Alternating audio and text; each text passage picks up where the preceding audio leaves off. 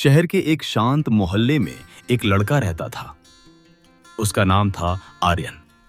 आर्यन बिल्कुल सीधा साधा, शांत और अपने आप में रहने वाला लड़का था।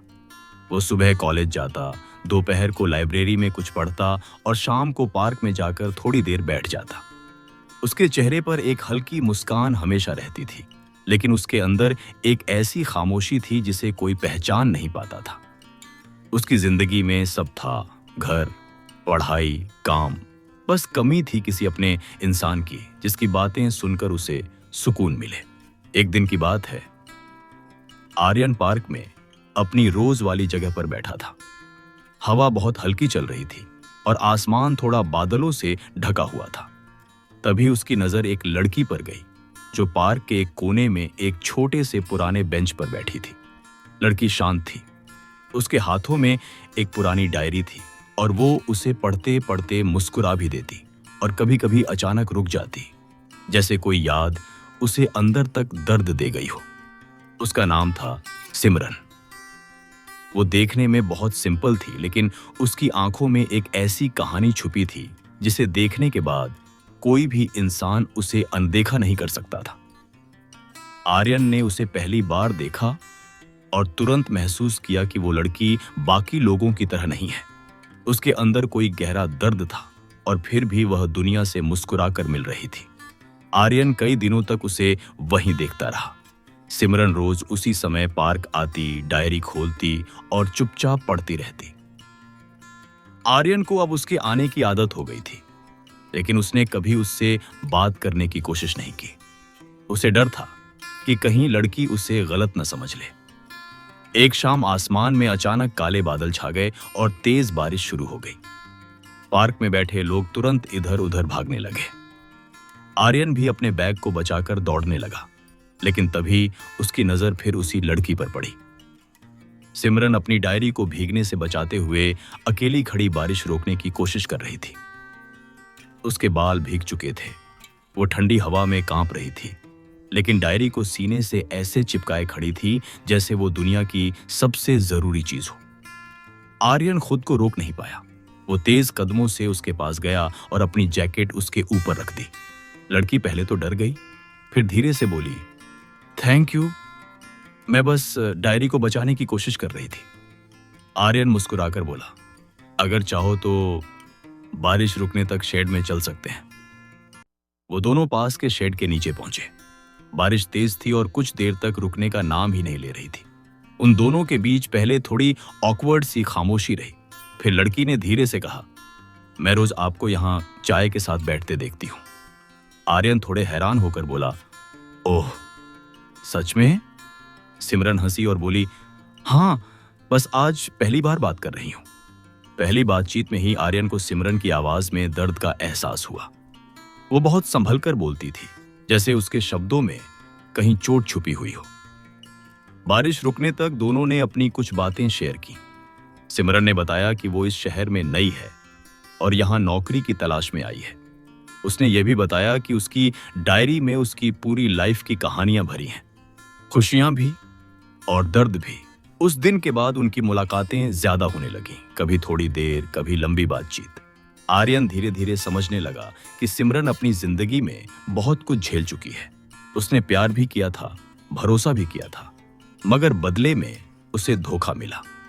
उसके एक्स ने उसका दिल ऐसे तोड़ा कि वो पूरी तरह टूटी हुई अकेली रह गई। इसलिए अब वो किसी पर जल्दी भरोसा नहीं करती थी। आर्यन उसे हमेशा शांत रहकर सुनता था। वह उसे कभी सवाल नहीं पूछता था, कभी दबाव नहीं डालता था। वह बस उसे समझने की कोशिश करता था। एक दिन सिमरन ने उससे पूछा, तुम मुझे इतना सुनते क्यों हो? तुम्हें डर नहीं लगता कि मैं तुम्हें एक दिन छोड़ दूंगी? आर्यन ने बहुत धीमी आवाज में कहा, डर तो लगता है, लेकिन अगर मैं किसी को सच में अपना समझूं तो उसे जाने का रास्ता नहीं देता, उसे साथ चलने का कारण देता हूं। यह सुनकर सिमरन की आंखें भर आईं। शायद सालों बाद किसी ने उसे इतनी साफ नीयत से बातें कही थी। धीरे धीरे दोनों एक दूसरे की जिंदगी में खास बनने लगे। सिमरन अब पहले से ज्यादा खुलने लगी थी।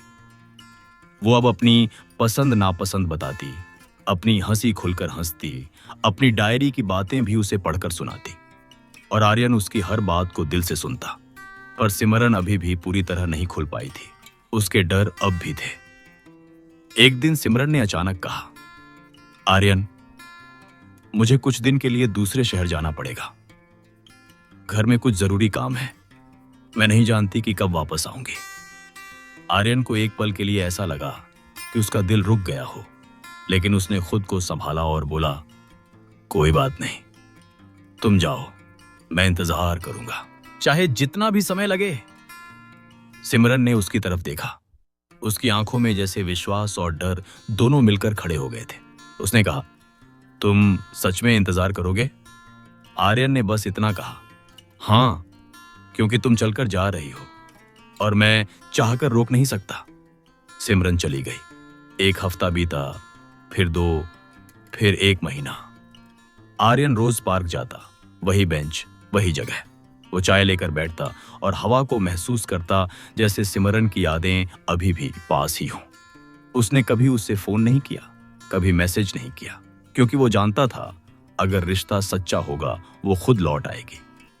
फिर एक शाम, जब सूरज ढलकर आसमान को नारंगी रंग दे रहा था, आर्यन उस बेंच पर बैठा हुआ था। हवा बहुत हल्की चल रही थी। तभी पीछे से एक बहुत परिचित आवाज आई, आर्यन। वो पलटा। सिमरन खड़ी थी, चेहरे पर हल्की मुस्कान, आंखों में नमी और हाथों में वही डायरी। आर्यन की आवाज तक नहीं निकल पाई।